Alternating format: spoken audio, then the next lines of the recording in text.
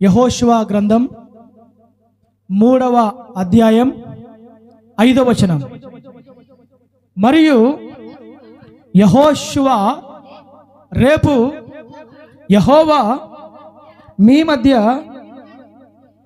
అద్భుత కార్యములను చేయును గనుక మిమ్మును మీరు పరిశుద్ధపరచుకొనుడని జనులకు ఆజ్ఞ ఇచ్చెను.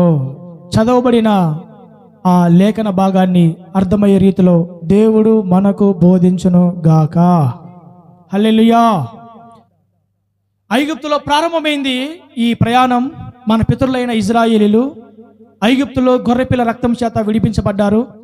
గొర్రెపిల్ల, నిర్దోషమైన గొర్రెపిల్ల రక్తం చేత కడగబడి విడిపించబడి మరి ఐగుప్తులో వారి ఇంటి గుమ్మాల దగ్గర గొర్రెపిల్ల రక్తాన్ని ప్రోక్షించినప్పుడు సంహారకుడు వారిని చంపకుండా దాటి వెళ్ళిపోతే ఐగుప్తులో ఉన్న ఐగుప్తీయుల ఇంటిలో ప్రథమ తొలి సంతానం అంతటిని సంహారకుడు నాశనం చేస్తే, చనిపోతే గొర్రెపిల్ల రక్తము చేత ప్రోక్షించబడిన ప్రతి కుటుంబం అనగా ఇజ్రాయేళ్ల కుటుంబాలన్నీ కూడా క్షేమం కలిగి ఉంటాయి.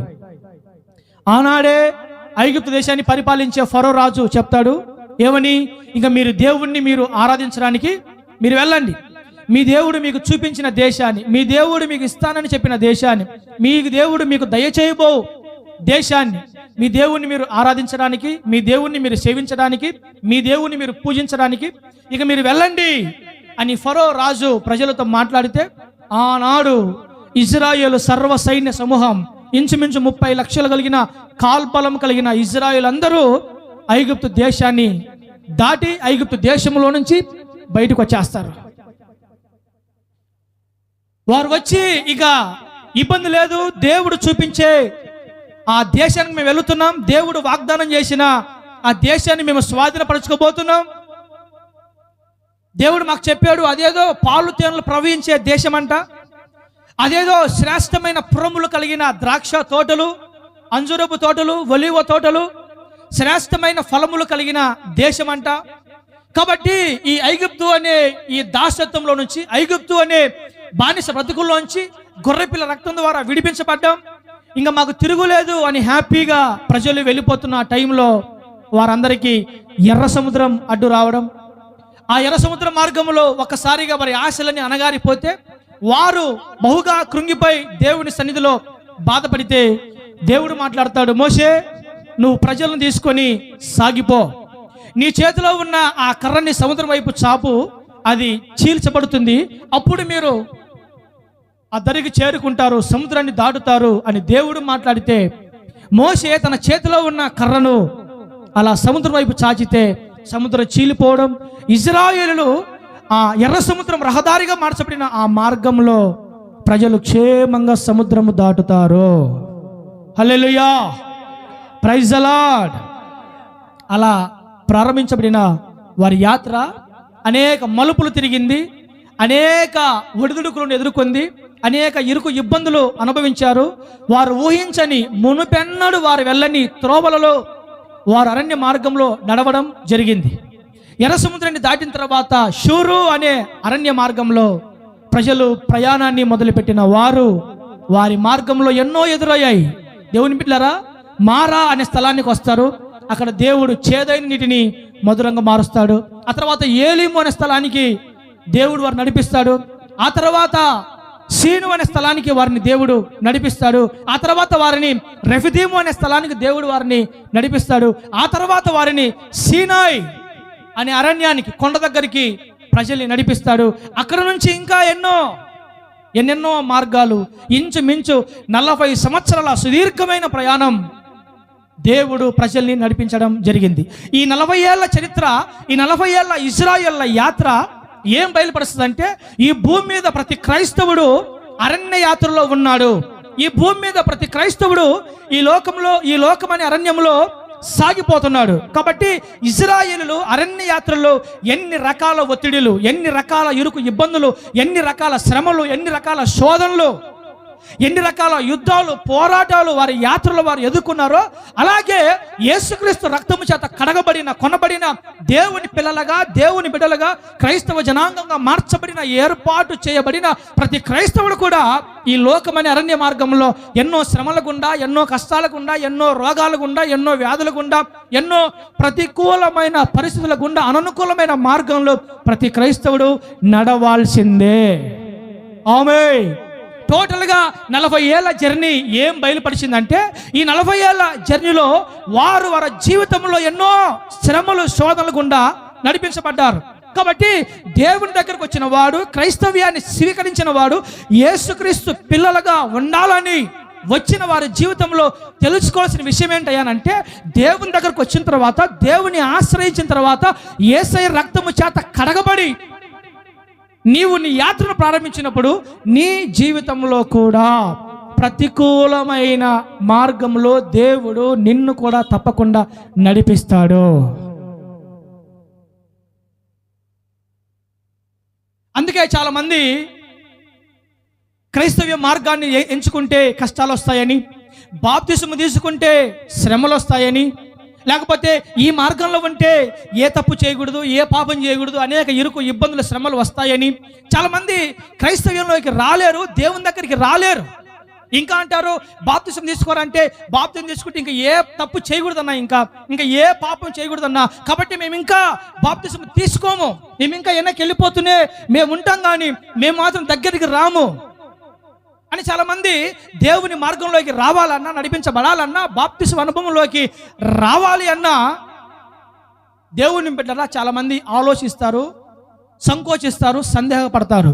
యేసుక్రీస్తు ప్రభు క్రైస్తవులందరికీ చెప్పిన మాట ఏంటంటే, ఇది ఇరుకు మార్గము. అనేకులు ఇది విశాల మార్గం అనుకుంటారు, అనేకులు ఇది శ్రేష్టమైన హైవే మార్గం అనుకుంటారు, కానీ వాక్యం చెప్తుంది ఈ క్రైస్తవ్య మార్గం అనేది ఇది ఇరుకు మార్గం. కాబట్టి ఈ ఇరుకు మార్గంలో ప్రయాణం చేయాలంటే, ఈ ఇరుకు మార్గంలో నడవాలంటే, ఈ ఇరుకు మార్గంలో బ్రతికి పట్ట కట్టాలంటే నువ్వేం చేయాలో ఒక పోరాటం స్టార్ట్ చేయాలి. ఏం చేయాలి? ఒక పోరాటం స్టార్ట్ చేయాలి. లోకంతో, పాపంతో, శ్రమలతో, మనుషులతో, ప్రతికూలమైన స్థితిగతులతో యుద్ధం చేయాలి, పోరాడాలి, ఇరుకు మార్గంలో ప్రయాణించాలి. కాబట్టి అనేకులు దేవుని దగ్గరకు వస్తారు, అనేకులు క్రైస్తవ్యాన్ని స్వీకరిస్తారు, అనేకులు ప్రభు దగ్గరకు వస్తారు, కానీ వారి జీవితంలో నడిపించబడుతున్న ఆ శ్రమలను బట్టి, కష్టాలను బట్టి అనేకులు యేసుక్రీస్తు ప్రభువును వదిలిపెట్టి వెనక్కి వెళ్ళిపోతారు. అనేకులు దేవుని మార్గాల్ని విడిచిపెట్టి వెనక్కి వెళ్ళిపోతారు. అనేకులు ప్రభు యొక్క మార్గంలోకి రావడానికి సగం దూరం ప్రయాణం చేసి మధ్యలో ఆగిపోతారు. నేను మీకు అందరూ ఒక మాట చెప్తా చూడండి. చర్చికి వచ్చే వాళ్ళైనా, చర్చికి వచ్చి మధ్యలో దేవుని వదిలిపెట్టి వారైనా ఒకటే మాట చెప్తా నేను, నాగటి మీద చెయ్యి వేసి వెనుక తట్టు చూచువాడెవడు దేవునికి పాత్రుడు కాడు. ఆమేన్. ఒక్కసారి అడుగు ముందుకేస్తే చావో రేవో తేలిపోవాలి. మనం దేవుని మార్గాన్ని, దేవుణ్ణి ఎంచుకొని అడుగేస్తే అది ఎర్ర సముద్రమా, అది యోర్దానా, అది మారానా, అది రెఫిదీమా, అది సీనాయా, ఏదైనా కావచ్చు, చావో రేవో తేలిపోవాలి. కానీ దేవుని వదిలిపెట్టి వెళ్ళిపోవడము, దేవుని మందిరాన్ని విడిచిపెట్టి వెళ్ళిపోవడము, దేవుని సన్నిధిని, క్రైస్తవ్యాన్ని స్వీకరించి వెనక్కి వెళ్ళిపోవడం బైబిల్ రాయబడింది. నువ్వు ఉంటే చల్లగా ఉండు, లేకపోతే వెచ్చగా ఉండు. నువ్వు వెచ్చగా ఉంటే నీ మొహం మీద ఉమ్మేస్తాను అంటాడు దేవుడు. రియల్లీ దేవుని వాక్యం చెప్తుంది ఇది. నువ్వుంటే ఇటైనా ఉండు, నువ్వుంటే పూర్తిగా లోకంలో అయినా ఉండు, లేకపోతే ఉంటే దేవుళ్ళు అయినా ఉండు. అటు ఇటు 0.5లో అలా ఉంటారు. 0.5 తెలుసు కదా, కాస్త ఆడ కాదు, మగ కాదు, అటు ఇటు. ఈ అటు ఇటు భక్తి జీవితం అనేది, అటు ఇటు భక్తి అనేది, అటు ఇటు ఆత్మీయత అనేది పొర్రపాటును కూడా నిన్ను పరలోకానికి చేర్చదు. ఆమేన్. నాగటి మీద చెయ్యేస్తే, ఒకసారి ఐగుప్తుని విడిచిపెడితే, ఒకసారి ఐగుప్తులోంచి బయటకు వచ్చేస్తే, సముద్రమైనా, యోర్దానైనా, మారా అయినా, ఏదైనా ప్రయాణం సాగిపోవాలా. యేసు ప్రభువు చెప్పాడు కదా, ఇది ఇరుకు మార్గం, ఇది ఇరుకు మార్గం. ఇరుకు మార్గంలో ప్రవేశించాలంటే ఏం చేయాలా? పోరాడాలి, అంటే యుద్ధం చేయాలి. శ్రమలతో, కష్టాలతో, రోగాలతో, బాధలతో, నిందలతో, అవమానాలతో నువ్వు యుద్ధం చేయాలి, గెలవాలి, పోరాడాలి. పోరాడి ఏం చేయాలా? దేవుడు నీ కొరకు సిద్ధపరిచిన పరలోక రాజ్యానికి చేరాలి. ఆమేన్. అట కాదు, నేను మధ్యలో దేవుని దగ్గరకు వస్తే కష్టాలు వస్తాయి, దేవుని దగ్గరకు వస్తే శ్రమలు వస్తాయి, దేవుని దగ్గరికి వస్తే.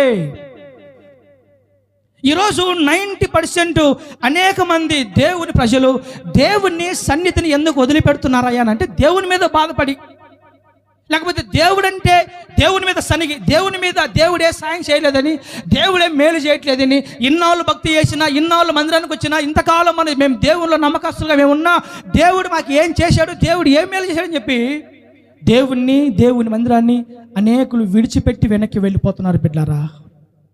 ఈరోజు మనకు తెలుసు 40 ఏళ్ళ చరిత్రలో ఏం నేర్చుకున్నామంటే, పాత తరపు ఇజ్రాయేళ్ళు అందరూ ఏమైపోయారన్నా, అరణ్యంలో ఏ ఒక్కరైనా అరణ్యంలో చేరారా? చేరలేదు. ఏ ఒక్కరైనా కానాను రాజ్యంలో చేరారా అంటే పాత తరపు ఇజ్రాయేలు ఏ ఒక్కరు కూడా చేరలేదు. ఎందుకు చేరలేదు? పోరాడలేకపోయారు. శ్రమల్ని, కష్టాల్ని, బాధల్ని, ఇరుకుల్ని, ఇబ్బందుల్ని, అరణ్యంలో ఎదురవుతున్న ఒడిదుడుకుల్ని తట్టుకోలేకపోయి సనికి సంహారకుని చేత నశించిపోయారు. కొంతమంది అయితే ఏం దేవుడులే, ఏం చర్చి, ఏ మందిరము, ఐగుప్తులో ఉన్నప్పుడే బాగుంది, ఐగుప్తులో కీరకాయలు, దోసకాయలు, ఉల్లిపాయలు, అవి మాకు ఐగుప్తుల మాంసం అన్నీ గుర్తొస్తున్నాయి, కాబట్టి అరణ్యంలో నడిచే కంటే ఆ ఐగుప్తు మాకు బాగుండేది అని మరలా ఐగుప్తుకి వెళ్ళిపోవాలని వారు కోరుకున్నారు.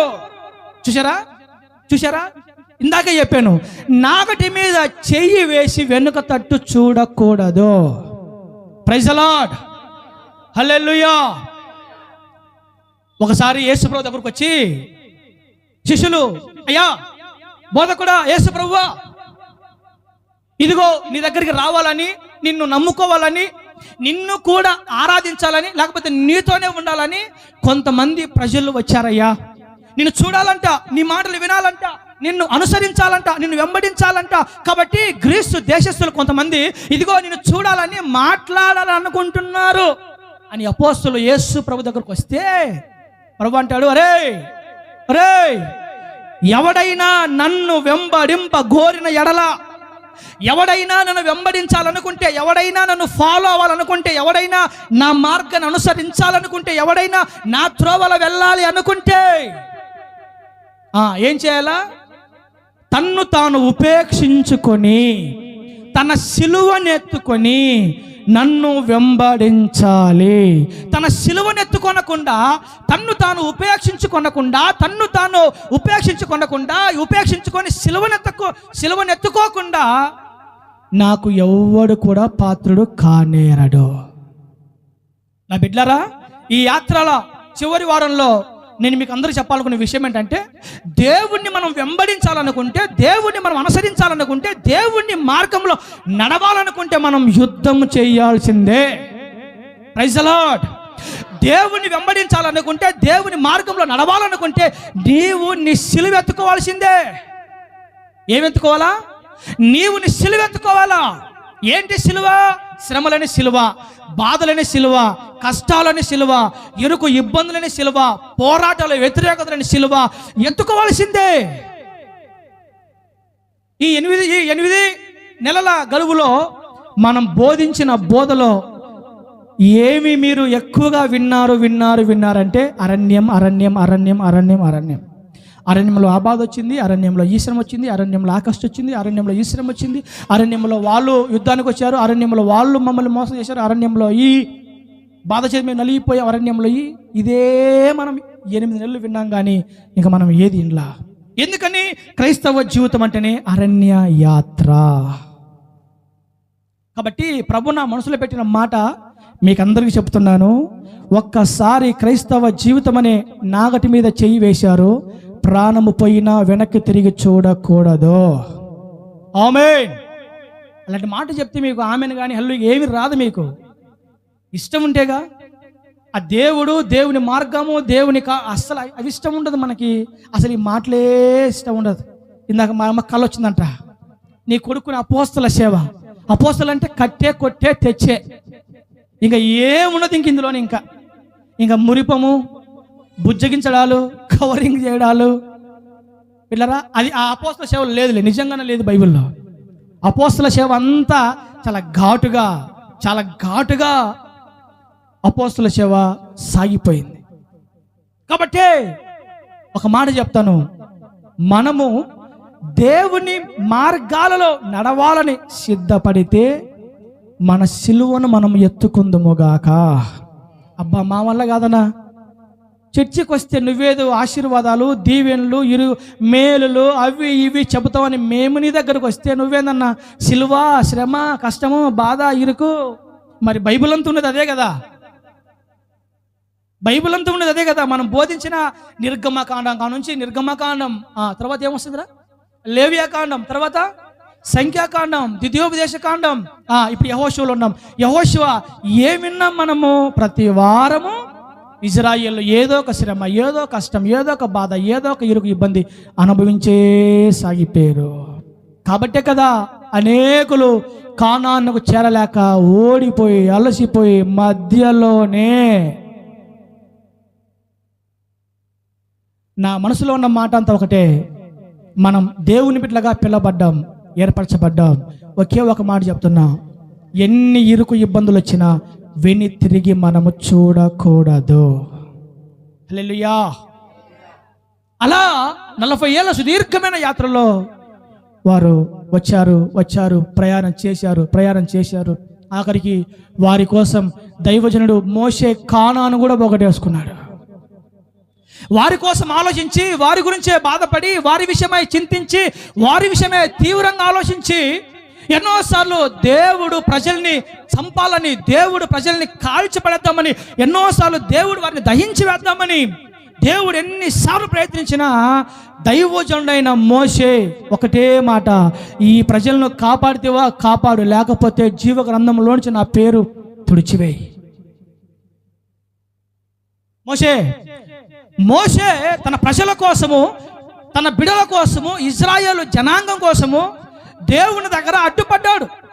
అవసరమైతే వాళ్ళని కానీ ఏమన్నా అన్నావంటే, వారిని కానీ ఏమన్నా చేస్తే, ఇదిగో ప్రభువా ఇప్పుడే నా ప్రాణం తీసేయి. వాళ్ళని చంపాలనుకుంటే ముందు నన్ను చంపు, వాళ్ళను కాల్చివేయాలనుకుంటే ముందు నన్ను కాల్చు, ఆ తర్వాత వాళ్ళ దగ్గరికి పో అని ఎన్నోసార్లు దైవజనుడైన మోషే ఇజ్రాయేల్ ప్రజలకు అలా అడ్డుపడ్డాడు. అలా అడ్డుపడినందుకు మోషేకి ఏమన్నా గోల్డ్ మెడల్ ఇచ్చారా? మోషేకి ఏమన్నా శాలువా కప్పి సన్మానం చేశారా? అన్నా దైవజనుడా, ఇదిగో దేవుడు మమ్మల్ని ఎప్పుడో చంపాల్సింది, దేవుడు ఎప్పుడో మా మీదకైనా కోపం రావాల్సింది, నీవే ప్రతిసారి మమ్మల్ని అడ్డుకున్నావు, నీవే ప్రతిసారి మా కోసం ప్రార్థన చేశావు, నీవే మా కోసం మొరపెట్టావు అని ఏ ఒక్క ఇజ్రాయేల్ అయినా శాలువా కప్పి మోషేకి సన్మానం చేశారా? లేదు. అది చేయకపోగా నమ్మక ద్రోహం, వెన్నుపోటు పడవడం, నమ్మక ద్రోహం, నమ్మించి మోసం చేయడం. బిడ్డలారా, మోషే మోసపోయినంతగా, మోషేను వెన్నుపోటు పొడిచినంతగా, మోషేకు ఇజ్రాయేల్లో నమ్మక ద్రోహం చేసినంతగా ఏ ప్రజలు కూడా ఏ దైవజనునికి చేయలేదని నాకు అర్థమైంది. ఎన్నోసార్లు 40 ఏళ్ళ సుదీర్ఘమైన ప్రయాణంలో మోషే ప్రజల కోసం ఎంతో త్యాగం చేస్తే, మోషే ప్రజల కోసం ఎంతో శ్రమ పడితే, దేవుని కోపం రాకుండానట్లు, దేవుని శాపం వారి మీదకి రాకుండానట్లు ఎన్నోసార్లు మోషే అడ్డుపడి తన ప్రాణాలు పణంగా పెడితే, ఆఖరికి విశ్వాసం లేని వారి వలె, విశ్వాస ఘాతకుల వలె రాళ్ళు తీసుకొని చంపాలనుకున్నారు, రాళ్లతో కొట్టి చంపాలనుకున్నారు, అనేక రకంగా దూషించారు, ద్వేషించారు, అనేక రకంగా నోటికి వచ్చినట్టు మోషే గురించి మాట్లాడారు. బిడ్డలారా, వాళ్ళు నిజంగా ఈ సేవ ఎంత ప్రమాదకరమైందంటే, పొగిడేవాడు తిడతాడు, తిట్టేవాడే పొగడతాడు. ఇది సేవలో అదేందో దీన్ని ఏమంటారు, అదొక రకం. సేవలో ఎవరైతే బాగా పొగడతారో వాళ్ళే తిడతారు, ఎవరైతే బాగా తిడతారో వాళ్ళే పొగడతారు.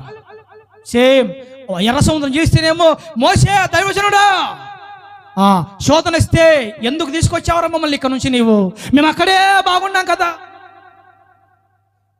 నెల్లూరుకు వచ్చిన 2020 అనుకుంటా నెల్లూరుకు వచ్చింది. నెల్లూరుకి 2020లో నేను వచ్చినప్పుడు బిడ్డరా చాలా మంది సమతానగర్లో కొంతమంది తెలిసిన బ్యాచ్ చాలా మంది ఉన్నది నాతోన. వీళ్ళందరూ ఏం చేశారంటే నేను రాగానే, అన్నా నువ్వు ఎక్కడుంటే నీతో పాటు మేము అక్కడ ఉంటాం, అన్నా నువ్వు ఎక్కడుంటే నీతో పాటు అక్కడే ఉంటాం, నీకోసం ఏమైనా చేస్తాం అని చాలామంది ఉన్నారు అప్పుడు. బిడ్డరా, నేను వారి మాటలు తెగ నమ్మిపోయాను.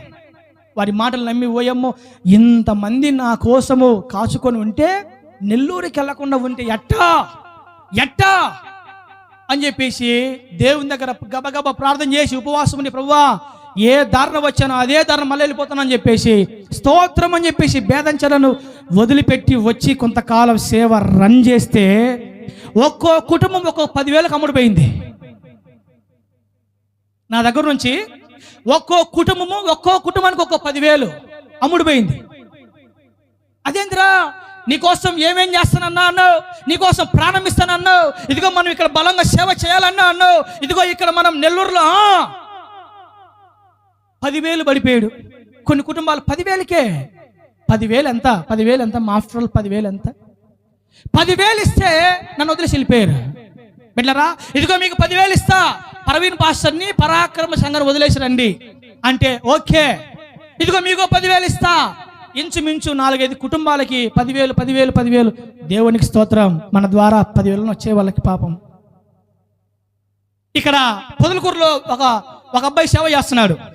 పొదలకూరు ప్రాంతంలో ఒక అబ్బాయి సేవ చేస్తున్నాడు. యాకోబన్న, పొదలకూరులో ఒక అబ్బాయి సేవ చేస్తున్నాడు. ఆ పొదలకూరు, ఆ కలిచేడ ప్రాంతాల్లో ఇక్కడికి వచ్చిన కొత్తలో ఏం జరిగిందంటే, అన్నా నన్ను అందరూ మోసం చేశారు, నన్ను అందరూ వదిలేశారు, నాకు నీవే దిక్కన్నా, ఇదిగో నా పరిస్థితి బాగలేదు, పిల్లల పరిస్థితి బాగలేదు, పాపకి కనీసం ఆ పూటకి తినిపించడానికి టిఫిన్కు డబ్బులు లేవన్నా, కాబట్టి ఈ రాత్రే నేను సూసైడ్ చేసుకొని చచ్చిపోతానన్నా అని ఒక అబ్బాయి ఫోన్ చేశాడు. ఇప్పుడు సేవ చేస్తున్నాడు అబ్బాయి అక్కడ. అలా అర్ధరాత్రి నాకు ఫోన్ చేస్తే, బిడ్డరా మంది చాలా సెన్సిటివ్ మైండ్ నాది, ఎవరేం చెప్పినా కరిగిపోయే రకం, అదేందో నాకు అర్థం కాదు.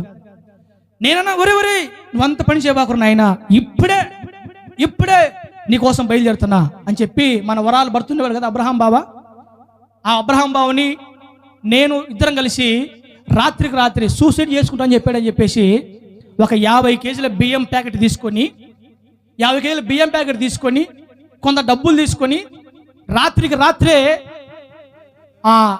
కరోనా టైం అది ఫస్ట్ కరోనా అనుకుంటా, ఫస్ట్ టైం వచ్చినప్పుడు పగలపూట తిరగనీట్లు అని చెప్పేసి రాత్రికి రాత్రి ఏం చేశానంటే, నేను 50 కేజీల బియ్యం ప్యాకెట్ కొంత అమౌంట్ తీసుకుని వెళ్ళిపోయి వాళ్ళ ఊరికి వెళ్ళిపోయి ప్రార్థన చేసి, ధైర్యంగా ఉండరా అబ్బాయి, నీకేమి కాదు, నేనున్నాను, దేవుడు ఉన్నాడు, నేనున్నాను, నా దగ్గర ఉన్న అమౌంట్ ఇదే, ప్రస్తుతానికి 50 కేజీల బియ్యం ప్యాకెట్ తీసుకో, తర్వాత దేవుడు సాయం చేస్తే నేను అమౌంట్ పంపిస్తాను, కాబట్టి ఇదిగో వీటితో సర్దుకో అని చెప్తే వాడు ఏడ్చి గట్టిగా హక్కు చేసుకుని కౌగులించుకొని, అన్నా నువ్వు లేకపోయింటే నా పరిస్థితి ఏంటి, పిల్లల పరిస్థితి ఏంటి, పిల్లలకు పెట్టడానికి టిఫిన్ లేదన్నా అని ఏడ్చి, నువ్వు నాకు రావడం ఎంతో మేలైందన్నా అని చెప్పేసి బాగా పొగిడాడు, భలే పొగిడాడు. అమ్మ నీలాంటాడు అట్టా ఇట్టా. బిడ్డరా, అంతా ప్రార్థన చేసి ఇచ్చేసి తిరిగి రాత్రి మేము నెల్లూరుకి వచ్చేసాం. మేము వచ్చిన తర్వాత ఏం జరిగిందో ఏమో తెలియదు, కానీ ప్రవీణ్ పాస్టర్ పలానా అబ్బాయి కాడికి వెళ్ళాడంట అని ఎవరికి తెలియాలో వాళ్ళు తెలిసిపోయింది. యేసు రక్తమే జయం. ఏమంట అలా తెలిసిపోయిందో, ఓయమ్మో వాడి దగ్గరికి ప్రవీణ్ పాస్టర్ వెళ్ళాడంట, కాబట్టి ఒకవేళ నేను కానీ ఇప్పుడు పోకపోతే ఆ కుటుంబాన్ని కూడా ప్రవీణ్ బుట్లో వేసుకుంటాడు, ప్రవీణ్ తన దగ్గరికి లాగేసుకుంటాడు అని చెప్పి, నా దేవుని బిడ్డలరా అప్పటికప్పుడు కారు తీసి 2,000 రూపాయల ఆయిల్ పోసి వెంటనే పరిగెత్తి వెంటనే వెళ్ళి 50,000 రూపాయల డబ్బులు ఇచ్చి, ఇక్కడే నువ్వు సేవ చేయని చెప్పేసి ఆ అబ్బాయికి చిన్న పూరిపాకు వేపించి, ఇప్పుడే ఇదిగో నీకు ఎంత కావాలో తీసుకో. ఆ ముందు రోజు రాత్రి అంట 100 సార్లు ఫోన్ చేశాడంట. 100 సార్లు ఫోన్ చేసి, డాడీ పిల్లలకు బాగలేదు, డాడీ పాపకు, అవునా ప్రార్థన చేస్తలే డాడీ ఇంకా డాడీ. ఎన్నిసార్లు ఫోన్ చేసినా 100 సార్లు ఫోన్ చేస్తే ఎత్తలేదన్నా అన్నాడు. నేను పోయేసాను తెలిసిన వెంటనే 50,000 రూపాయలు డబ్బులు తీసుకొని ఒక మంచి పూరిపాక చర్చి కట్టి చేసి, బిడ్డరా ఆ బిడ్డను ఆడ సేవకు నిలబెట్టి వచ్చేసాడు. ఇంకా ఎక్కడ మన వైపు తిరుగుతాడేమోనని చెప్పి ఒక మంచి మందిరం కట్టించి, ఇలాంటి బలిపీఠం ఒకటి కట్టించి బాగా డబ్బులు ఇచ్చి సేవ చేసి ఆ అబ్బాయి వెన్నుపోటు పొడిచాడు నాకు. కాకపోతే సంతోషం ఏంటంటే ఇప్పుడు ఆ అబ్బాయికి మందిరము, సేవ అన్నీ ఉన్నాయి. దేవుని కృప ద్వారా అలా వెళ్ళడం ద్వారా ఈరోజు ఆ బిడ్డ హ్యాపీగా సంతోషంగా సేవ చేసుకుంటున్నాడు. నాకు అనిపించింది వాడు చేసింది నాకు వెన్నుపోటే అయినా, రాత్రికి రాత్రే నీవే నా ప్రాణమన్నా అని వాడు మాట్లాడినా, మనం వెళ్ళి సహాయం చేసినా, ఏమంటా వాడు మరలా ఆ 50,000 డబ్బులకి అమ్ముడు పోయి అలా చేసినా, ఈరోజు అబ్బాయి సేవకుడయ్యాడు, మందిరం కట్టించుకున్నాడు, బలిపీఠం తెప్పించుకున్నాడు, అన్నీ చేపించుకున్నాడు, హ్యాపీగా సేవ చేసుకుంటున్నాడు. ఇంకో షాక్ చెప్పంటావా? నా దగ్గర డబ్బులు తీసుకొని బియ్యం ప్యాకెట్ తీసుకుని అన్నట్టు హ్యాండ్ ఇచ్చాడు, నాకంటే హ్యాండ్ ఇచ్చాడు. ఆయన దగ్గర మందిరం కట్టించుకొని అన్ని చేపించుకుని ఆయన హ్యాండ్ ఇచ్చాడు. ఈరోజు మళ్ళీ ఇంకో దగ్గర జరిపాడు. మళ్ళీ తిరుగుడే పని. ఇంకా దీంట్లో మీకేమర్థమవుతుంది? ప్రజలు నమ్మక ద్రోహులు, ప్రజలు వెనుకనే ఉంటా వెన్నుపోటు పొడిచేవారు. నిజంగా ఇజ్రాయేలు యాత్రలో మోషేకు ఎదురైన సంభవాలు నేను మీకు కొన్ని తెలియజేస్తున్నా, నా వైపు వినండి. ఇజ్రాయేలు యాత్రలో మోషేకు ఎదురైన చేదు అనుభవాలు నేను మీకు కొన్ని షేర్ చేస్తున్నా. ఏ విధంగా అలా మోషే ఎంత ప్రేమించినా, ఎంత ప్రయాసపడినా, ఎన్ని డబ్బులు ఇచ్చినా, ఎన్ని బియ్య ప్యాకెట్లు ఇచ్చినా, ఎంత ప్రార్థన చేసినా, ఎంతగా చూసుకున్నా కూడా ఆఖరికి నమ్మక ద్రోహులై వెన్నుపోటు పొడిచారు ఇశ్రాయేలులో. సేమ్ ఈ రోజుకి ఈ నెలకి ఈ సేవ ప్రారంభించి 6 సంవత్సరాలు అవుతుంది. ఈ 6 సంవత్సరాల్లో బిడ్డరా చాలా మందే నాకు వెన్నుపోటు పడిచారు, చాలా మందే నాకు నమ్మక ద్రోహం చేశారు.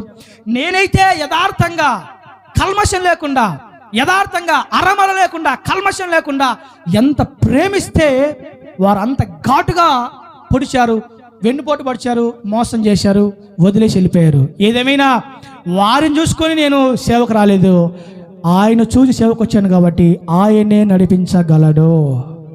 హల్లెలూయా, ప్రైజ్ ది లార్డ్, హల్లెలూయా.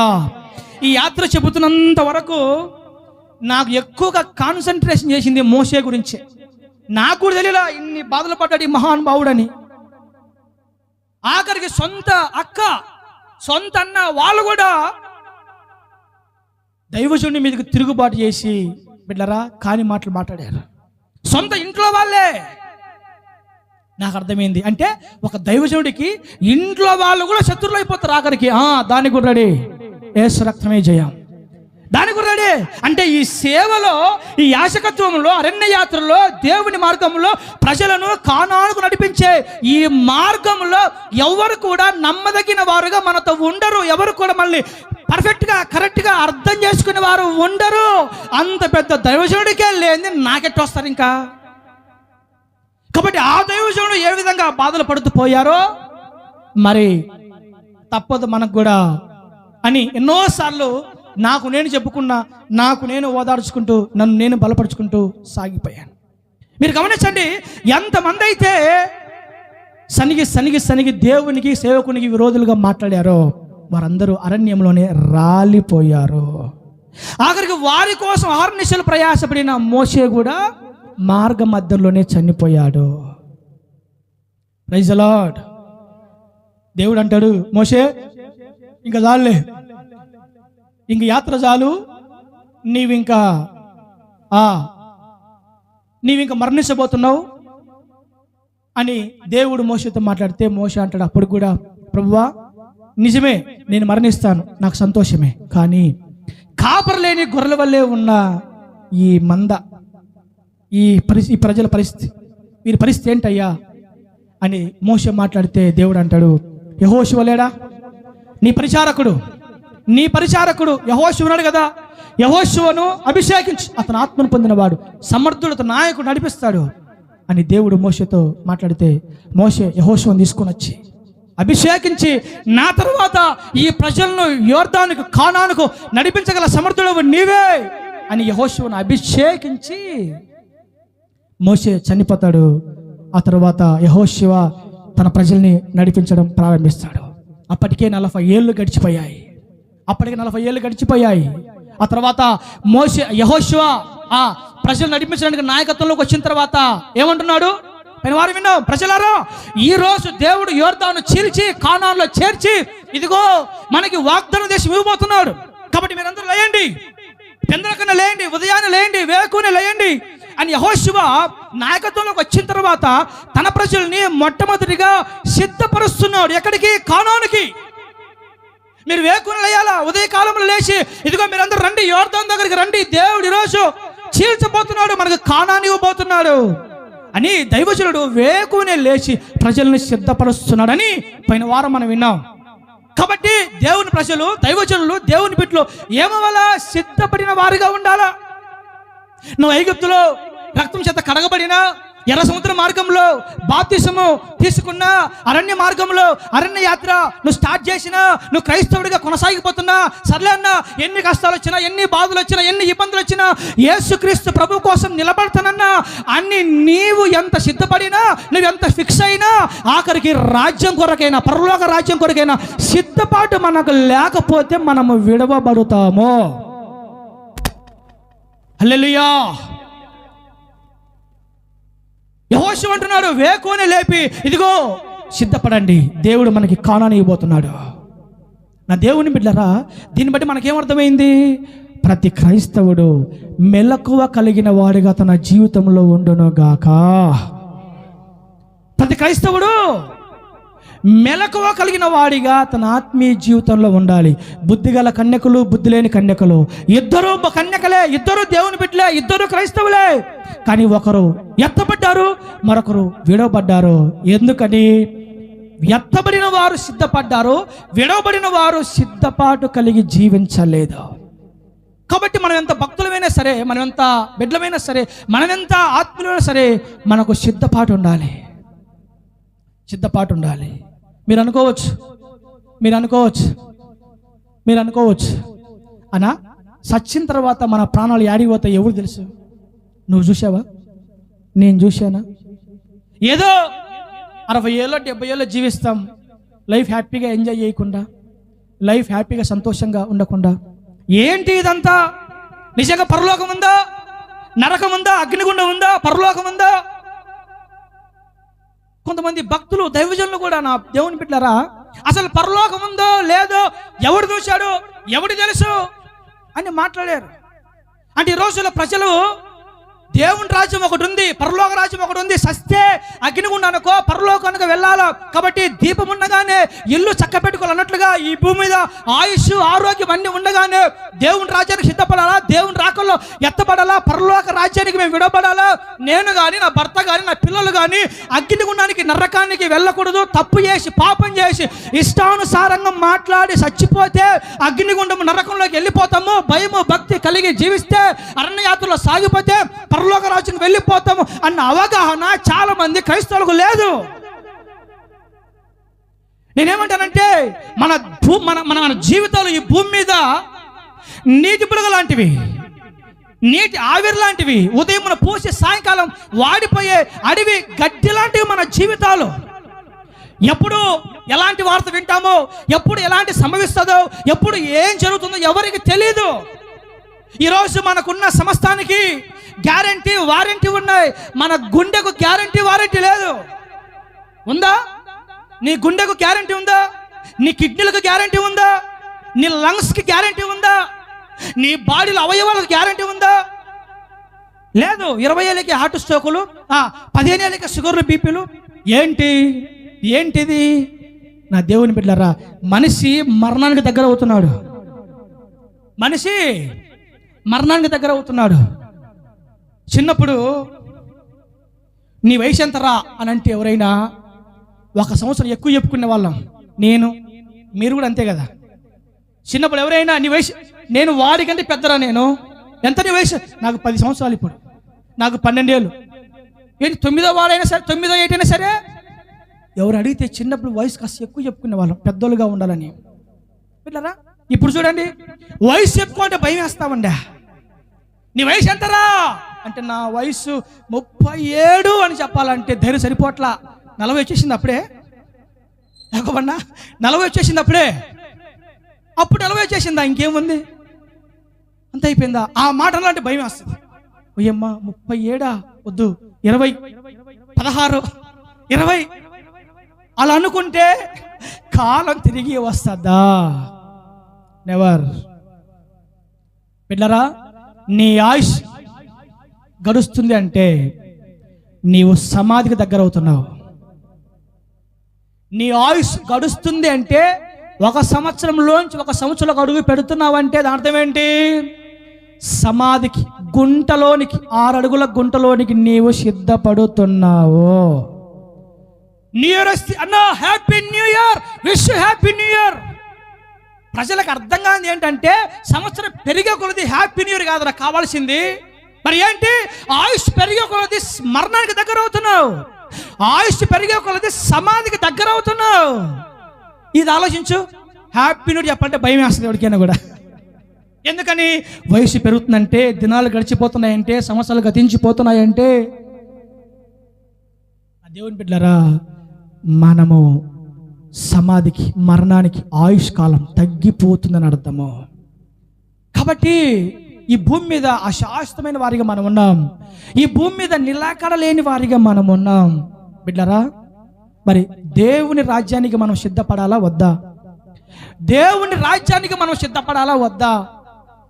ఏమంట, ఒకవేళ అవిశ్వాసంగా, అపనమ్మకంగా, ఇజ్రాయేలు వలె అల్ప విశ్వాసులుగా సనుగుతూ, గొనుగుతూ, తిరుగుబాటు చేస్తూ, ఇష్టానుసారంగా బ్రతికితే ఇజ్రాయేలు పాత తరం ఇజ్రాయేలు ఏ విధంగా కానాను కోల్పోయి అరణ్యంలో రాలిపోయారో, అట్లాగే దేవుని రాజ్యానికి ఎత్తబడకుండా, పరలోక రాజ్యానికి టికెట్ నువ్వు సంపాదించకుండా ఈ లోకంలో నువ్వు విడవబడి నరకానికి, అగ్నిగుండానికి నీ పిల్లలు, నీవు వెళ్ళిపోతే అది ఎంత బాధకరం, ఎంత విచారం అది. మన పిల్లలకి ఏదైనా చిన్న నిప్పురవ తగిలితే విలవిల్లాడిపోతాం మనం. అలాంటి మన పిల్లలు అగ్నిగుండంలో అల్లాడిపోతే మనకు సంతోషమా?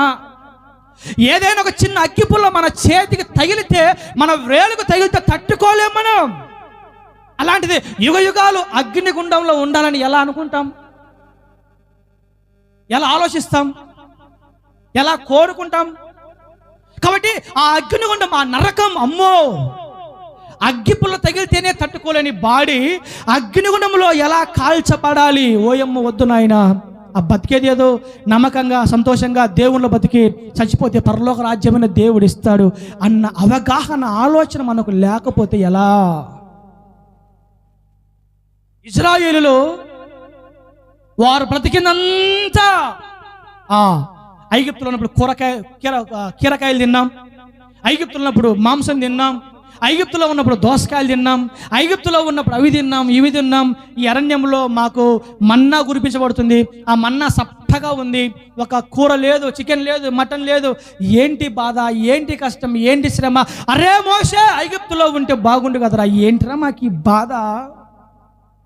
అడుగడుగున ఇజ్రాయేలు అలా మాట్లాడానండి. కొంతమంది నోరు మంచిది కాదు బిడ్డలారా, వారి నోటితో మాట్లాడి వారి నోటి ద్వారా శాపం తెచ్చుకుంటా ఉంటారు. బైబిల్ ఒక మాట ఉంది, వారు కూలెదరు, వారి కూలిపోవటానికి వారి నాలుకే కారణమని. ఇదిగో ఈ సనుగుళ్ళు గొనుగుల్లో తిరుగుబాటు. ఇజ్రాయేలు అలా గొనిగి సనిగి ఆఖరికి సంహారకుని చేత నాశనం అయిపోయారు, అరణ్యంలో రాలిపోయారు. తేలిన ఫలితార్థం ఏంటంటే, ఒక్క మాట చెప్పి చేస్తాను నేను. తేలిన ఫలితార్థం ఏంటంటే, క్రైస్తవ్య జీవితంలోకి వచ్చిన తర్వాత లోకమని ఐగుప్తు ఆశలను వదిలిపెట్టి వెళ్ళిన తర్వాత నీవు మళ్ళా ఐగుప్తు వైపు వెళ్ళకూడదు, మళ్ళా ఆశలు నీలోకి రాకూడదు. హల్లెలూయా. వదిలేసినావు కదా, లోకాన్ని వదిలేసినావు కదా, బాప్తిసం తీసుకున్నావు కదా, బల్లో చేయి వేస్తున్నావు కదా, పరలోకానికి ప్రయాణం చేస్తున్నావు కదా, ఇది అరణ్య యాత్రలో సాగిపోతున్నావు కదా, కష్టాలు వస్తాయి, బాధలు వస్తాయి, ఇరుకులు వస్తాయి, ఇబ్బందులు వస్తాయి. ఏం చేయాలా? దేవుని మీద నమ్మి, దేవుని మీద ఆధారపడి అలా నడుచుకుంటూ సాగిపోవాలా. అలా సాగిపోకుండా మాకు ఆ లోకంలో ఉన్నప్పుడే బాగుంది, అప్పట్లో ఉన్నప్పుడే బాగుంది, మేము అప్పట్లోనే బాగుండే వాళ్ళం, ఆ రోజుల్లో మేము బాగుండే వాళ్ళం, అప్పట్లో మాకు సర్వ సమృద్ధి, ఇప్పుడే ఈ కష్టాలు, ఈ బాధలు అనుభవిస్తూ వస్తున్నాం అని ఒకవేళ నీ నోటితో నువ్వు సనిగితే విడవబడతావు బిడ్డా, విడవబడతావు. కాబట్టి ఒకటే తెలుసుకోవాలా, వారు సనిగి అవిశ్వాసులుగా మార్చబడి దైవజనునికి, దేవునికి తిరుగుబాటు చేసి వారికి వచ్చిన కష్టాలు, బాధలను బట్టి వారు సల్లారిపోయి పడిపోయి వెనక్కి వెళ్ళిపోయారు, రాలిపోయారు. మనమైతే అలా ఉండడానికి వీలు లేదు. ఎన్ని ఇబ్బందులు వచ్చినా, ఎన్ని బాధలు వచ్చినా, ఎన్ని కష్టాలు వచ్చినా, ఎత్తుకున్నాం ఈ నాగటిని ఎత్తుకున్నాం. మనం ఇంకా వెనుదిరిగి చూడకూడదు, సల్లుక్కోకూడదు, గొనుక్కోకూడదు, పరిపోకూడదు, సల్లారిపోకూడదు, మరలా ఐగుప్తు కావాలని కోరుకోకూడదు.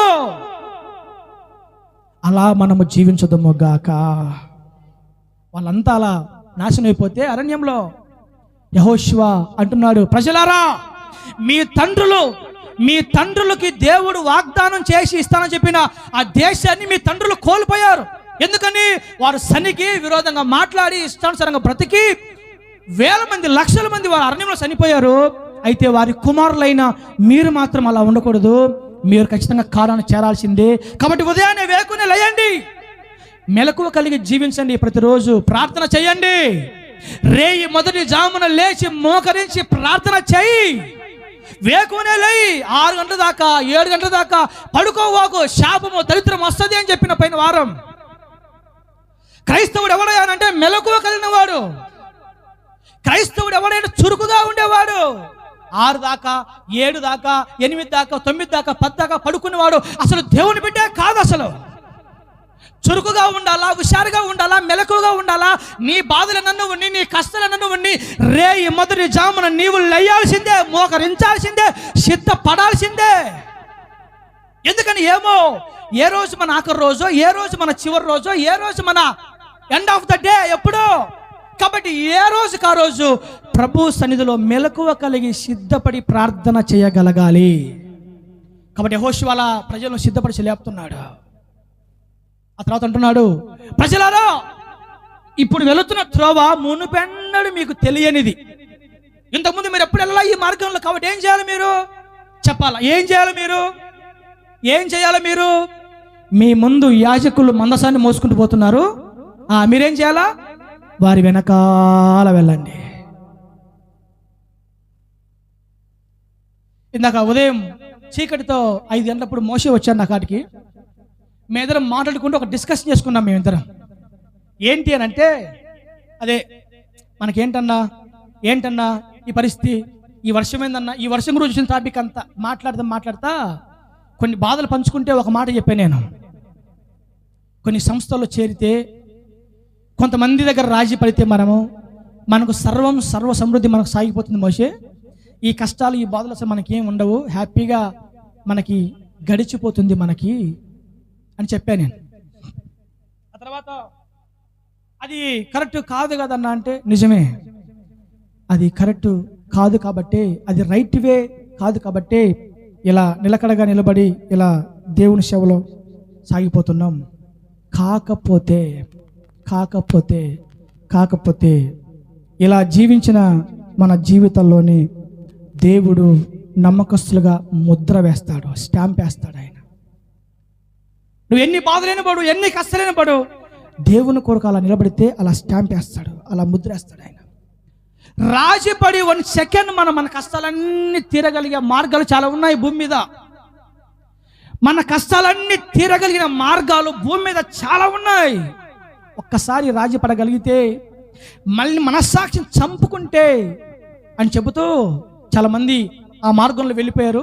పొరపాటును కూడా మనం ఆ మార్గంలో వెళ్ళిపోవటానికి మనం సిద్ధపడకూడదు. అవసరమైతే దేనికైనా రెడీ, దేనికైనా సిద్ధమే, ఇంతే, ఇలాగే బ్రతకాలి అని మేము అలా డిస్కస్ చేసుకున్నాం. బిడ్డల సేవ అయినా, విశ్వాస జీవితమైనా దేవునిలో ఎలా ఉంటుంది అంటే ఒక పోరాటం లాగానే ఉంటుంది ఖచ్చితంగా. ఈ పోరాటంలో మనము సనిగో గొనిగో బాధపడో అవిశ్వాసంగా మాట్లాడితేనో వెనక్కి వెళ్ళిపోయే సందర్భం వస్తుంది. ఆఫ్టర్ ఆల్ 60-70 ఏళ్లకుండే కష్టాల కోసం పరలోక రాజ్యాన్ని కాపాడుకోకపోతే, పోగొట్టుకుంటే మనకంటే దౌర్భాగ్యులు భూమి మీద ఇంకెవరైనా అసలు ఉన్నారా? ఎవరు లేరు. ఆ మాట చెప్తూ నేను ఒక మాట చెప్పా, ఏంటన్నా మనకి కష్టాలు, ఏంటన్నా మనకి బాధలు, ఏంటన్నా మనకి కష్టాలు. అప్పుడప్పుడు మా వాడు ఒక మాట అంటూ ఉంటాడు, అన్నా నాకు కానీ ఉద్యోగం వచ్చానా, నాకు ఉద్యోగం రాని అన్నా, నాకు ఉద్యోగం వచ్చిన ఉంటే రాని అన్నా, నాకు కానీ ఉద్యోగం వస్తేనా. నేను చెప్పాను, విశ్వాసులు కొన్ని బాధల్లో నడుచుకుంటూ వెళ్ళాలి అంటే విశ్వాసుల కంటే ఆ బాధలు నేను పడాలి మోసే. ఇప్పుడు జ్వరం రాగానే అమ్మ చెల్లి అక్క జ్వరం వచ్చిందా, సరే పలాంది వేసుకో, పలాని విధంగా ఉండు తగ్గిపోద్దులే అని నేను వాళ్ళకు చెప్పాలంటే ముందు ఆ జ్వరం ఏంటో ఫస్ట్ నేను అనుభవించాలా, అంతే కదా. నా తెలుగుని మీకంటే చెప్తా నేను. అన్న మాకు నిందలు వచ్చాయి, కష్టాలు వచ్చాయి, బాధలు వచ్చాయి అన్న అంటే ధైర్యంగా ఉండమ్మా, నింద ఘనతగా మారుస్తాడు దేవుడు అని నేను విశ్వాసులు చెప్పాలంటే ముందు ఆ నింద లేదో ఫస్ట్ నేను పడాలా. అంటే నేను అనుభవిస్తేనే కదా ఇతరులకు ధైర్యంగా బోధించగలుగుతాను, నేను ఎదుర్కొంటూనే కదా ఇతరులను కూడా ఆ మార్గంలో నడిపించగలుగుతాను, నేను అనుభవిస్తేనే కదా ఈ మార్గంలో వచ్చే వారికి ఒక సలహాదారుడిగా ఉండగలుగుతాను. కాబట్టి నేను ఆ జ్వరం ఏంటో, ఆ నొప్పి ఏంటో, ఆ బాధ ఏంటో ఏమి తెలియకుండా ఏం కాదమ్మా ఏం కాదులే అని చెప్తే సరిపోతుందా అని చాలా సుదీర్ఘంగా డిస్కస్ చేసుకున్నాం మేము. అన్నా నిజమేనా నువ్వు అంతే కదంట అన్నా అంటాడు మా వాడు. అంటే ఒక విశ్వాసి దేవుని రాజ్యానికి సిద్ధపడాలంటే ఆ దేవుని రాజ్యానికి వెళుతున్న ఆ మార్గంలో ఒడిదుడుకులు ఎదుర్కోవాలి, తట్టుకోవాలంటే దాన్ని నడిపించే ఆ మందిరాన్ని, ఆ సంఘాన్ని, ఆ విశ్వాస గుంపును నడిపించగలిగే నాయకుడు ముందు ఆ మార్గంలో పోయిన వాడై ఉండాలి. ఆ మార్గంలో లేకపోతే తెలీదు. నాకు జ్వరం రాకపోతే జ్వరం అంటే ఎలా ఉంటుందో మీకు తెలీదు. నేను కష్టాలు అవమానం అనుభవించకపోతే వాటిలోంచి మిమ్మల్ని ఎలా లేవనెత్తాలో నడిపించాలో నాకు తెలియదు. అంటే ఏదైనా నాయకుడు ముందు వెళుతున్న వాడు అనుభవిస్తేనే ఆ తర్వాత ప్రజలకి ఓహో నేను కూడా ఈ మార్గంలో వచ్చాను, నేను కూడా ఇలాంటి ఎదుర్కొన్నాను, నేను కూడా ఈ బాధలు పడ్డాను, కాబట్టి నన్ను విడిపించి దేవుడు మిమ్మల్ని కూడా విడిపిస్తాడు, కాబట్టి ధైర్యంగా ఉండండి. అట్లా కాకుండా షార్ట్వేస్ చాలానే ఉన్నాయి మనకి. ఒకవేళ ఆ మార్గాన్ని కానీ ఎంచుకొని పోయానంటే ఇలా ధైర్యంగా ప్రజలకు వాక్యం చెప్పలేను, ఇలా ప్రజలకి రోషంగా నడుం కట్టుకొని ధైర్యంగా తలెత్తుకొని దేవుని ప్రజలకు వాక్యం చెప్పలేను. ఎందుకని నాకు ఏ కష్టాలు రాకుండా, ఏ బాధలు రాకుండా, ఏ ఇబ్బందులు అనుభవించకుండా అసలు మీకు ఎలా వాక్యం చెప్తాను? అసలు నేను ఆ మార్గంలో వెళ్ళకుండా మిమ్మల్ని ఎలా నడిపించగలుగుతాను ఆ మార్గంలో? బిడ్డలారా, నాకు అది దేవుడు బయలుపరిస్తే, నాకు అది దేవుడు నాతో మాట్లాడితే ఆ మాట మేము డిస్కస్ చేసుకున్నాం అనమాట. నిజంగా ఈ సేవలో, ఈ 6 సంవత్సరాల సేవలో 20వ తేదీ ఎంత 9వ తారీఖు 6th యానివర్సరీ బేదంచెర్లో జరగబోతుంది. రేపు వారం 6వ వార్షికోత్సవం. ఈ 6 సంవత్సరాల వ్యవధిలో నా దేవుని బిడ్డలారా పడిన బాధ ఏంటయ్యానంటే ఆర్థిక బాధ. ఈ 6 సంవత్సరాల వ్యవధిలో పడిన బాధ ఏంటంటే అవమానాల బాధ. ఈ 6 సంవత్సరాల వ్యవధిలో ఎదుర్కొన్న అనారోగ్య బాధ. ఈ 6 ఏళ్ల యువతులు ఎదుర్కొన్నదంటే నా అనుకున్న వారే, నమ్మిన వారే వెన్నుపోటు పడవడం. ఇంకా ఇబ్బంది లేదు, నా తర్వాత బాగా చూసుకుంటారు అనుకున్న వాళ్ళు కూడా వెన్నుపోటు పడవడమే. అన్నా నువ్వు నెల్లూరుకి రా మేమంతా ఉన్నాం అనుకున్న వారు, పక్కనే ఉన్నవారు బిడ్డరా అనారోగ్య సమస్యలు, ఆర్థిక బాధలు, ఇరుకు ఇబ్బందులు.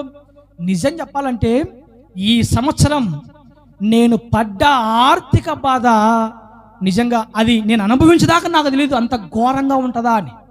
బిడ్డరా తినడానికి బియ్యము ఆ పూట ఎత్తుకోవాల్సి వచ్చింది, తినటానికి బియ్యము ఆ పూట ఎత్తుకోవాల్సి వచ్చింది. కనీసం బండి ఆయిల్ పట్టించుకుందామంటే మన రోజు మా చెల్లి ఫోన్ చేసింది, మాధవమ్మ, అన్నా నువ్వేం బాధపడదన్నా, నీకు ఆయిల్ కావాలంటే మా దగ్గర రా ఫ్రీ అని చెప్పింది. సరే ఫ్రీ అని చెప్పింది కదా అని చెప్పేసి నా దేవుని బిడ్డలారా మొన్న వారం భయంకరంగా పరిస్థితి ఉంది. వాటికి వెళ్తాను, బిడ్డ ఆయిల్ పట్టిస్తుందేమో అనుకుంటే ఫోన్ చేస్తే నేను రానన్న సోమవారం వస్తాను అని చెప్పేసి. ఓ అమ్మ అయిపోయింది సీన్. ఇంకా యాడికి వెళ్ళా మీకు తెలీదు. శుక్రవారం శనివారం ఎక్కడి పోలా, ఈడే ఉన్నా నేను. యాడి పోలా నేను, ఏ బండ్లు ఆయిల్ లేదు. నేను ఫోన్ చేసి ఇంకెప్పుడు అన్న సోమవారం దాకా రానన్న తెగేసి చెప్పేసింది ఒకటే మాట, ఏ రక్తమే జయం. సరేలమ్మా దండాలు నీకు అనుకోని బిడ్డరా. ఈ ఆర్థిక బాధ ఇది మామూలు బాధ కాదు.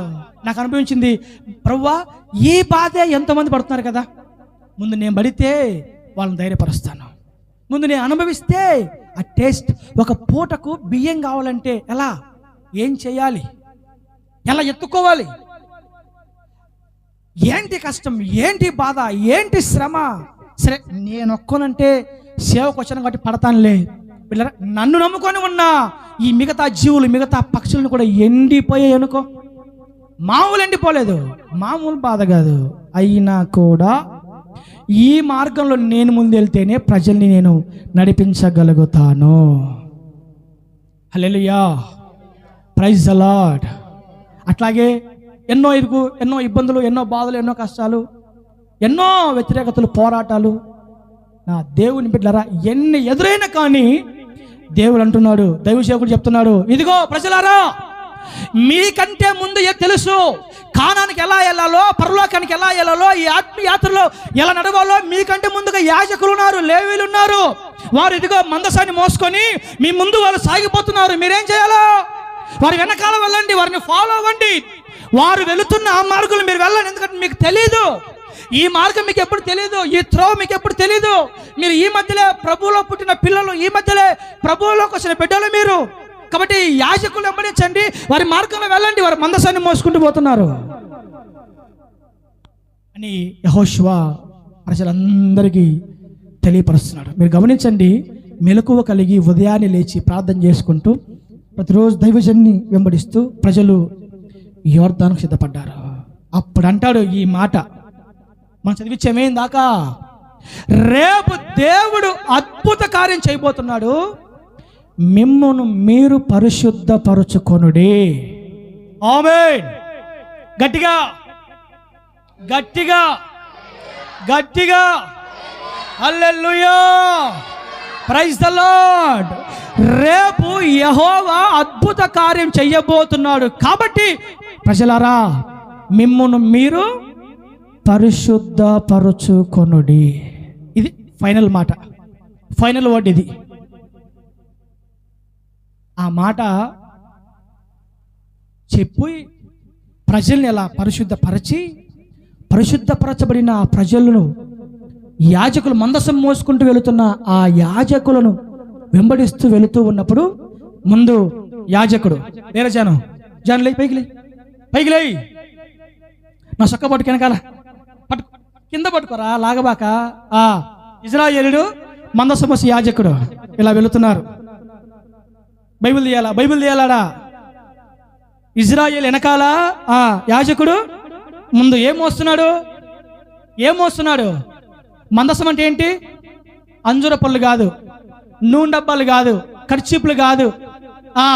రండి, 7 వాళ్ళు రండి, ఈ ఒలివ పండ్లు తినండి, అంజూర పండ్లు తినండి, ఈ నూనె పూసుకొని టాచ్ బుస్ అని, ఇవి కాదు దైవజనుడు. ఇది మందసం మోస్తున్నాడు, రావాలా, నడవాలా. అలా నడుస్తూ యోర్దానును అలా టచ్ చేస్తాడు యాజకుడు. అలా టచ్ చేస్తే ఆ యోర్దాను 2గా చీలిపోతుంది. గట్టిగా చప్పట్లు కొడదాం, హల్లెలూయా. అలా యాజకుడు నడుస్తూ యోర్దాను నీళ్ళు అలా తగలగానే యోర్దాను 2గా చీలిపోతుంది. వెంటనే వారు పరిగెత్తుకుంటూ యోర్దాను దాటి వాగ్దాన భూమిలో అలా అడుగు పెడతారు. 40 ఏళ్ల ప్రయాణంలో పాలు తేనెలు ప్రవహించే వాగ్దాన దేశం, వారు కట్టని పురములో శ్రేష్టమైన ఒలివల పండ్లు, అంజూర పండ్లు, శ్రేష్టమైన పురములలో వాగ్దానం చేసిన వాళ్ళ పితరుడైన అబ్రహాం, ఇస్సాకు, యాకోబులతో నిబంధన చేసిన వాగ్దాన దేశానికి ప్రజలు అడుగు పెట్టడానికి, పాదము మోపడానికి 40 ఏళ్ళు పట్టింది. ఈ 40 ఏళ్ల సుదీర్ఘమైన వ్యవస్థలో బాధలు, కష్టాలు, నిందలు, అవమానాలు, ఆర్థిక బాధలు, ఒత్తిడులు, ఒడిదుడుకులు, ప్రతికూలతలు, ఎన్నో భయంకరమైన స్థితిగతులు వారు అనుభవించి 40 ఏళ్ల తర్వాత దైవజనుడి పాదం అలా తగిలితే, యోర్దాను చీలిపోతే ప్రజలు కానాన్లో అడుగు పెట్టుతారు. హల్లెలూయా.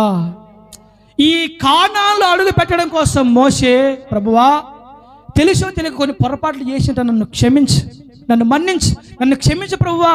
ఇదిగో ఐగుప్తులోంచి బయటకు వచ్చింది కానాను కోసమే కదా నాయన, కాబట్టి నేను కూడా కానాన్లో అడుగు పెడతానయ్యా. మోషే, ప్రజల్ని బట్టి నువ్వు నాకు తిరుగుబాటు చేసినావు, ప్రజల ముందు నన్ను అవమానపరిచావు నువ్వు, కాబట్టి నువ్వు చూడాలి కానీ కానాను చేరకూడదు అని దేవుడు ఆఖరికి దైవజనుడికి కూడా అనుగ్రహించని ఆ వాగ్దాన దేశంలోనికి ఇజ్రాయేలు ప్రజల్ని దేవుడు నడిపిస్తాడు. హల్లెలూయా.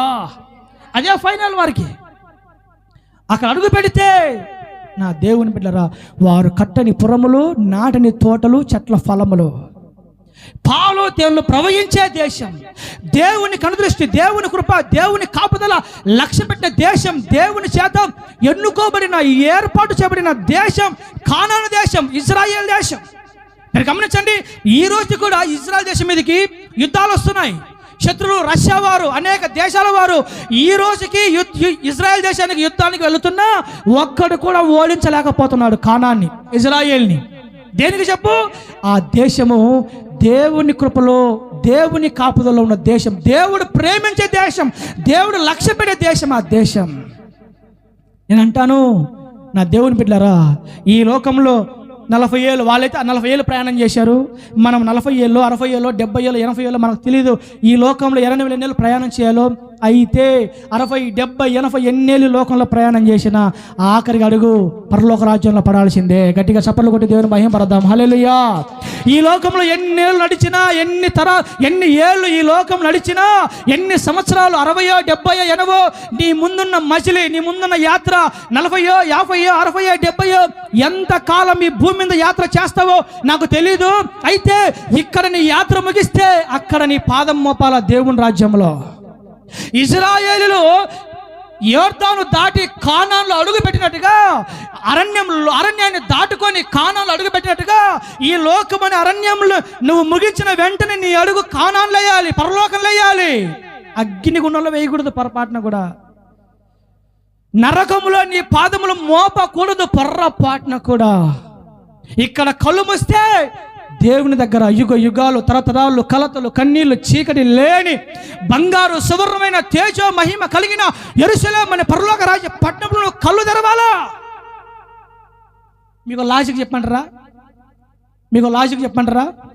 ఈ భూమి మీద అయితే బంగారు మీ ఒంటి మీద ఉంటుంది, మీ చెవుల మీద, మీ ముక్కుల మీద, మీ మెడలో, మీ ఒంటి మీద. ఈ భూమి మీద బంగారు మీ చెవుల మీద, మీ మెడల మీద, భూమి మీద ఉంటుంది, మీ మీద ఉంటుంది. అయితే పరలోకంలో బంగారు ఎక్కడ తెలిసిన? పరలోకంలో బంగారు మీ పాదాల కింద ఉంటుంది. ఈ లోకంలో ఉండే ఈ బంగారు కోసం భార్య భర్తలు తగ్గి వేసుకుని ఇదిగో నాకు ఆ చైన్ కావాల్సిందే అని భార్య అంటుంది. కొంతకాలం ఆగోది ఇస్తానని భర్త అంటాడు, లేదు నాకు కావాల్సిందే. ఆ చైన్ కాడ గొడవ వస్తుంది, అంతే, ఇద్దరికి ఆడ పడిపోద్ది. ఇంకా నేను పలానా దగ్గర చూశాను, చెవులకి అవి ఏమంటారు వాటిని, కమ్మలా, అవి నాకు అలాంటివి నాకు కావాలా. ఇప్పుడు అలా కాదులే, వచ్చేస్తుంది గొడవాడ.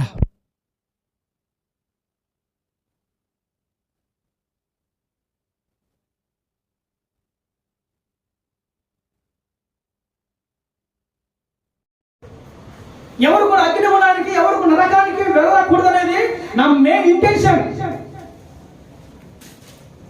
ఈ లోకంలో కష్టాలు, బాధలు, ఇరుకులు, ఇబ్బందులను బట్టి ఏమంటే ఎవరైనా దేవుని దూరం చేసుకుంటామా? ఎవరైనా దేవుని మందిరాన్ని దూరం అవుతామా? చెప్పండి. అప్పులు ఎక్కువ ఉన్నాయని దేవుని మందిరానికి దూరం అవుతామా? దేవుడు ఆశీర్వాదించడం లేదని దేవుని మందిరానికి విడిచిపెడతామా?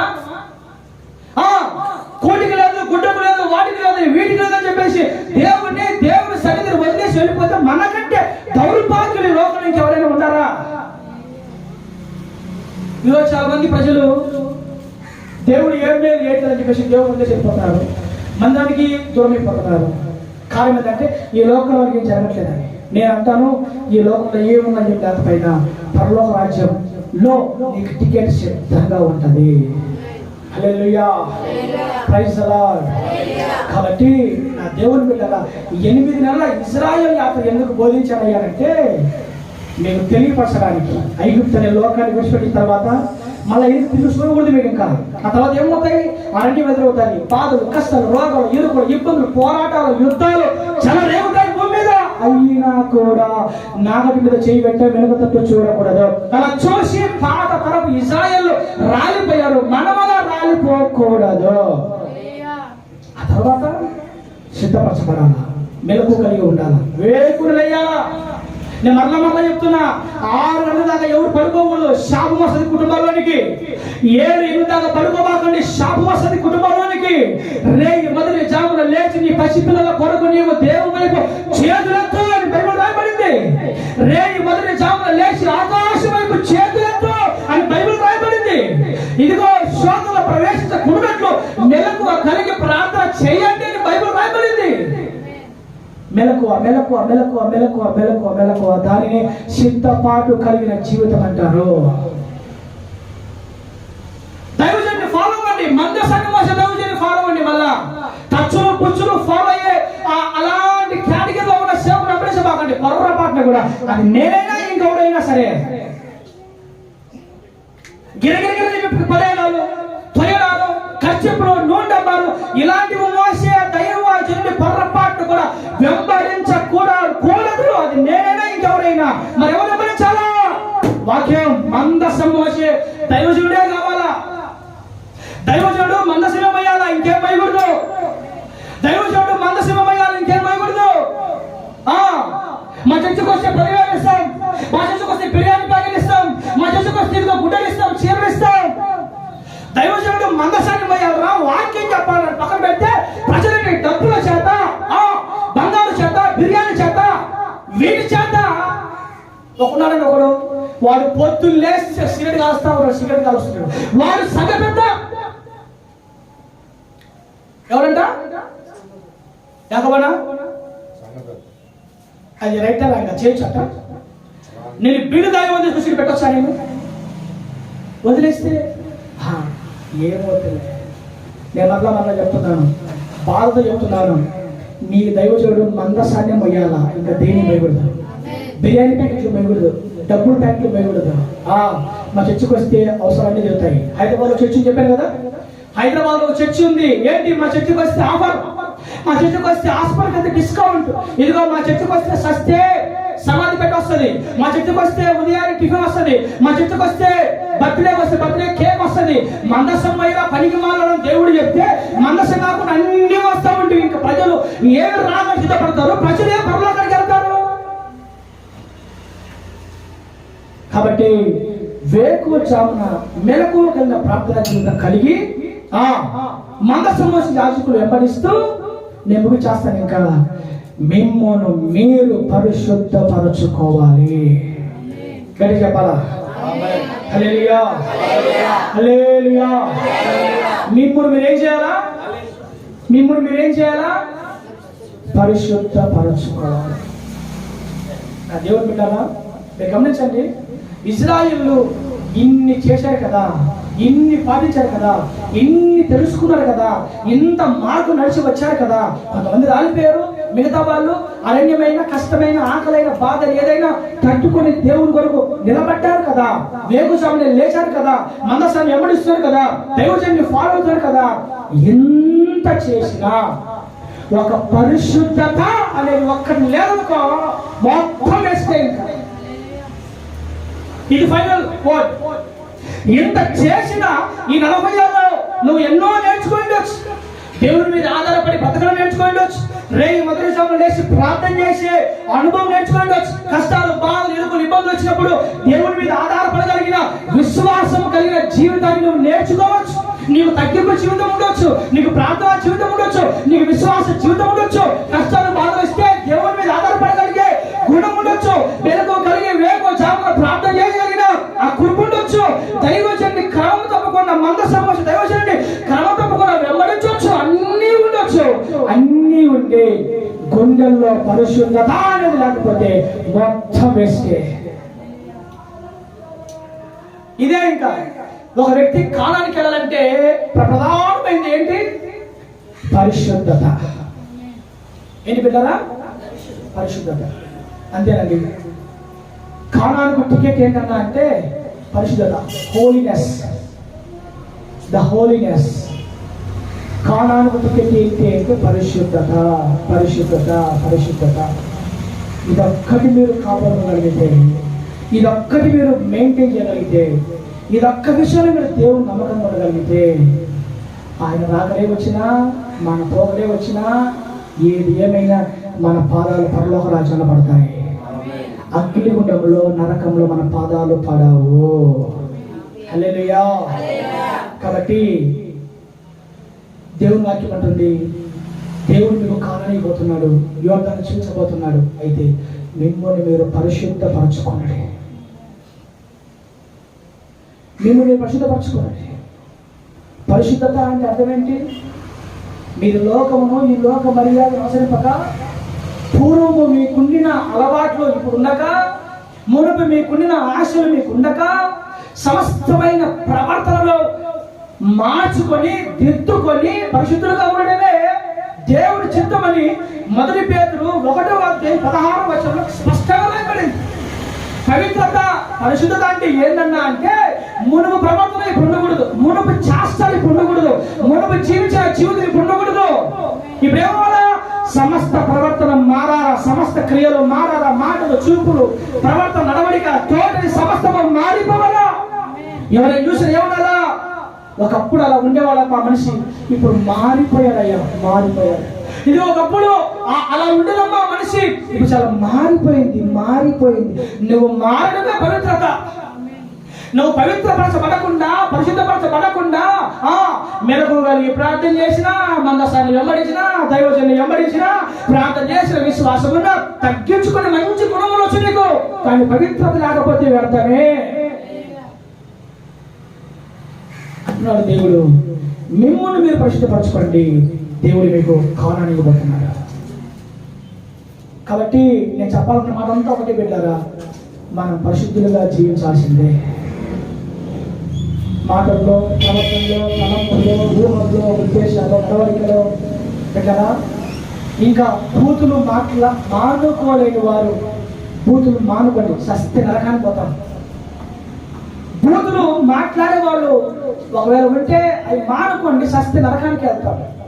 ఇంకా సినిమాలు, సీరియళ్ళు, లోకము, పాపము ఇలాంటి ఒకవేళ మనం చేస్తూ ఉంటే ఈ రోజు మానివేయండి, లేకపోతే నరకానికి వెళ్ళిపోతాం. ఇంకా ప్రవర్తన ఎక్కడైనా ఏదైనా మార్చుకోలేమో, ఏ విషయంలో మన క్రియలు మారలేమో. బైబిల్ చెప్తుంది, దైవ భక్తి అని చెప్పుకునే వారంట సక్రియల చేత తమ్ముడు తాము అలంకరించుకోవాలి. సక్రియల చేత అంటే మంచి క్రియల చేత, మంచి ప్రవర్తన చేత మనం అలంకరించుకోవాలి. అంటే మంచి క్రియలే, మంచి ప్రవర్తనే మనకు వస్త్రాల్లాగా ఉండాలి. హల్లెలూయా, ప్రైజ్ ది లార్డ్. కాబట్టి ఇదొక్కటి నీకు లేదనుకుందాం. ఫర్ ఎగ్జాంపుల్ ఇదొక్కటి నీకు లేదు, ఇంకా పాపం చేస్తున్నావు, ఇంకా సినిమా చూస్తున్నావు, ఇంకా బూతులు మాట్లాడుతున్నావు, ఇంకా ప్రవర్తన మారలా, చూపు మారలా, మాట మారలా, ఉద్దేశం మారలా, నడవడిక మారలా, ఇంకా ఏం మారలా,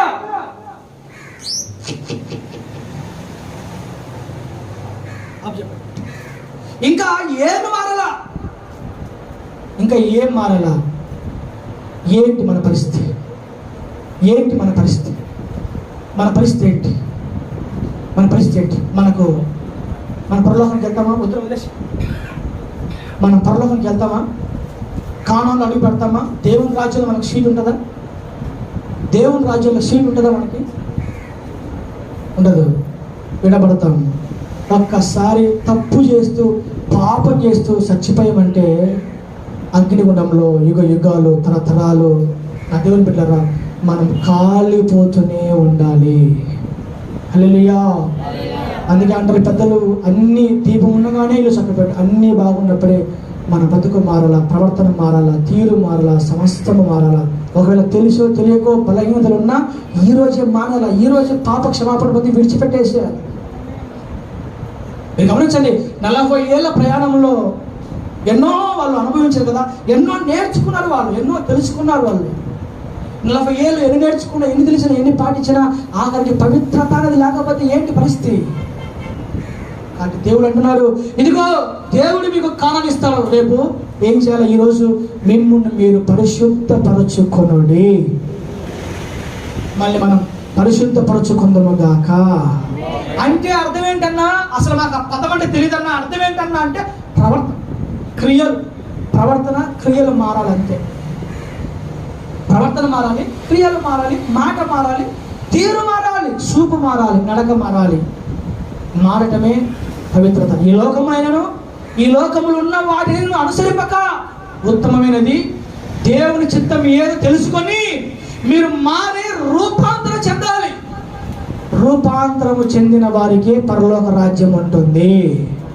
ఆ దేవుని బిడ్డగా ప్రజలందరూ వారి పాపాల విషయమై, వారి దోషాల విషయమై, వారి అతిక్రమాల విషయమై ఆ రోజే ఇశ్రాయేలు సర్వ సైన్య సమూహం అంతా అలా పరిశుద్ధపరచబడతారు, అలా పవిత్రపరచబడతారు. యేసే రక్తం చేత, దేవుని రక్తం చేత పవిత్రపరచబడి పాపాలు ఒప్పుకొని, కప్పుకొనకుండా ఒప్పుకొని, విడిచిపెట్టి సమస్త ప్రవర్తనను సరిదిద్దుకొని, ప్రవర్తన తీరును మార్చుకొని అడుగు ముందుకు వేస్తారు.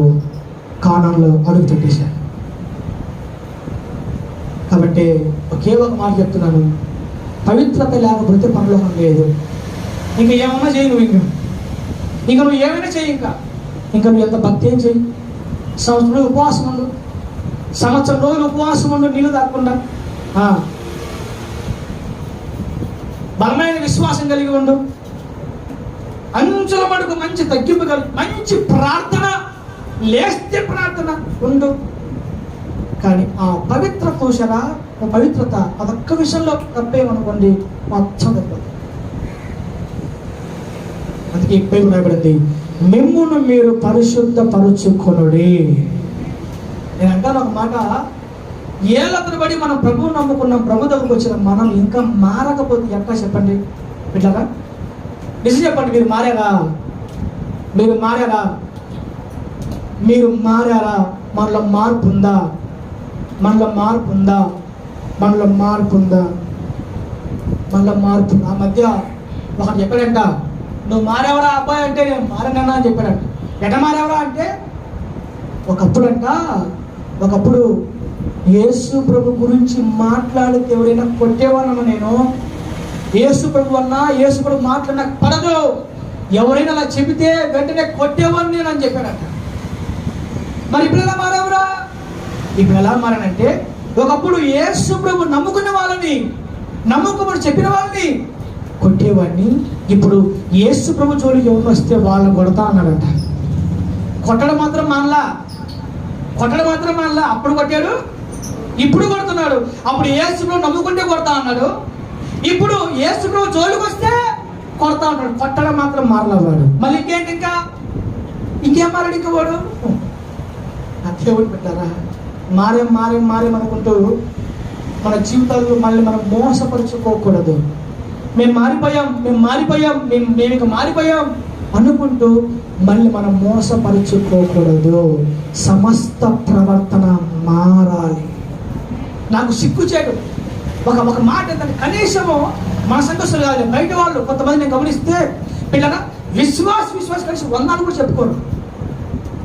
ఇతను విశ్వాసం ఎదురు పడితే వందనాలు కూడా చెప్పుకోరు. కనీసం ఆఖరికి ఎంత సిగ్గు చేయడం అసలు. అది